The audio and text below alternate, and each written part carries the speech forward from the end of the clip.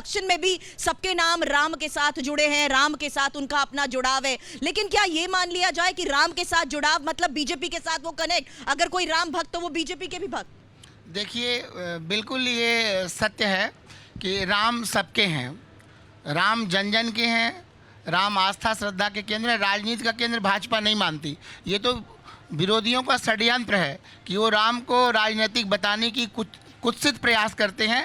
मोदी जी को वोट जो भारत की गरिमा। आपने कहा बीजेपी नहीं मानती इसे पॉलिटिकल मुद्दा, लेकिन मैंने अभी थोड़ी देर पहले यही सवाल किया कि आप अगर आने वाले वक्त में चुनाव में जाएंगे तो उस चुनाव में राम मंदिर का मुद्दा रखेंगे ना अपने साथ? राम मंदिर, मैंने आपको पहले कहा कि राम मंदिर का मुद्दा हम नहीं रखेंगे, बल्कि जनता राम मंदिर को लेकर के भाजपा को वोट देगी। मैंने आपको पहले बताया ये बात। जनता में जो उत्साह है, नेता तो कह रहे हैं ना कि हम राम के नाम पर वोट मांगेंगे। नहीं, राम के नाम पे वोट मांगने की जरूरत नहीं है। जनता स्वतः स्फूर्त जनता में है ये मुद्दा। जनता जनतावासियों के बीच जाकर इस बारे में बात करूंगी, लेकिन बहुत सरकारें आई गई, लेकिन किसी ने राम मंदिर को विवाद सुलझाने की प्रयास किया?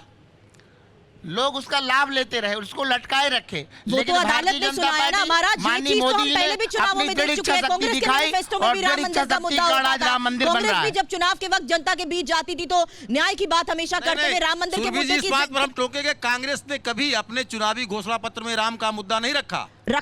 कांग्रेस की लाइन ये रही है, जो सुप्रीम कोर्ट का फैसला होगा वो हमारे लिए, वो राजी है। फैसला तो देश में लोकतंत्र का फैसला आया था, लोकतंत्र में विश्वास निवेदन करना चाहता हूं, सुप्रीम कोर्ट का फैसला आया था।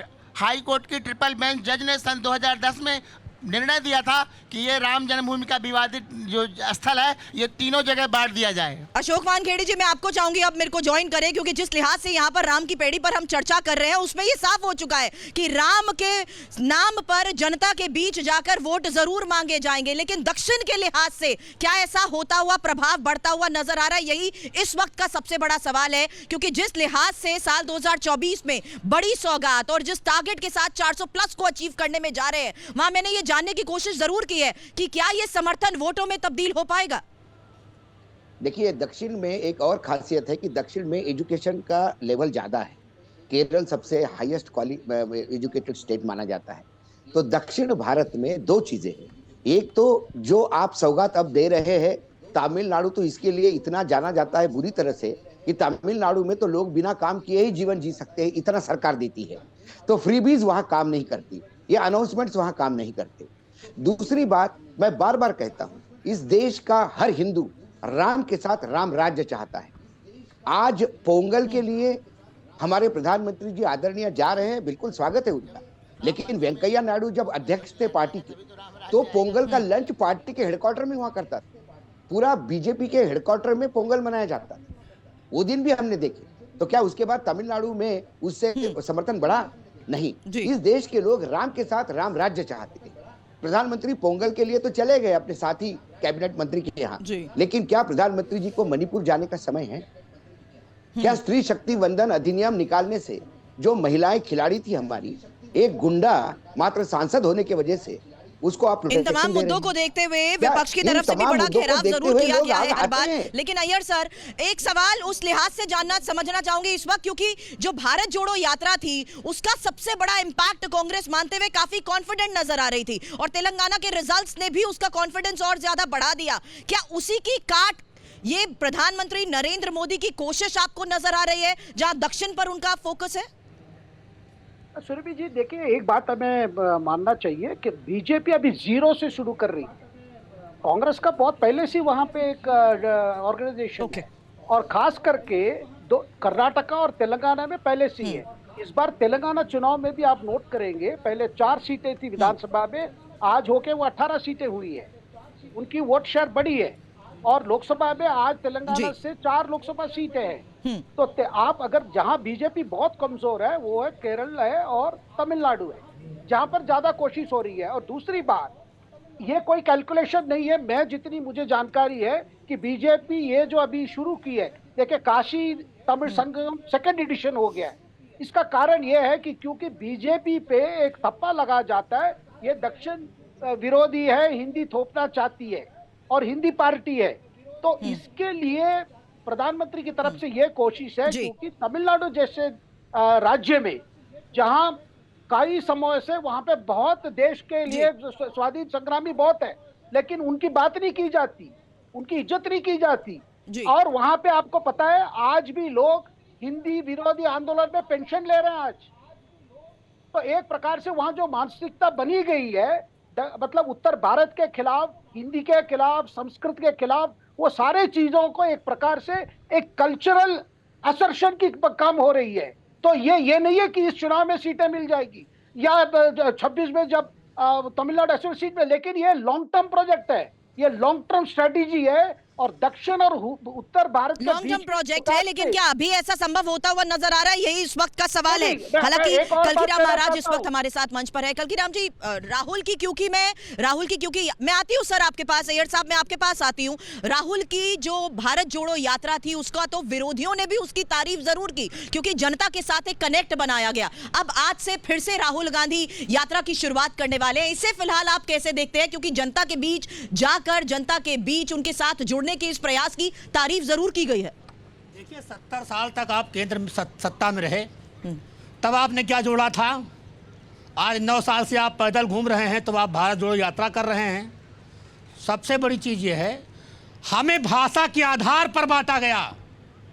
वो दक्षिण वाले हैं, हम उत्तर वाले हैं, वो पूरब वाले, वो पश्चिम वाले, भाषा के आधार पर बांटा गया। आज वो खाई पाटी जा रही है।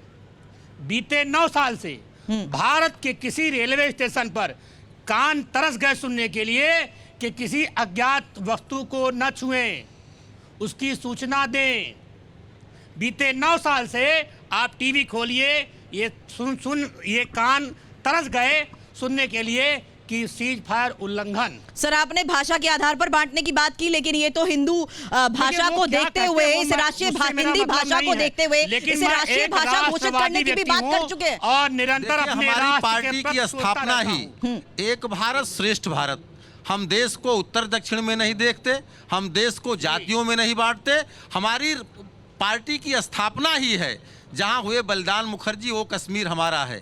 इसी देश में 2 निशान, 2 प्रधान और 2 विधान लागू था। इसी के विरोध में हमारी पार्टी की स्थापना हुई और आज भी एक भारत श्रेष्ठ भारत के आधार पर श्रेष्ठ भारत की बात आप कह रहे हैं। एक लैंग्वेज होनी चाहिए, आप ये कह रहे हैं अभी भी एक ही भाषा होनी चाहिए। एक भारत श्रेष्ठ भारत के आधार पर हम काम करने वाले लोग हैं।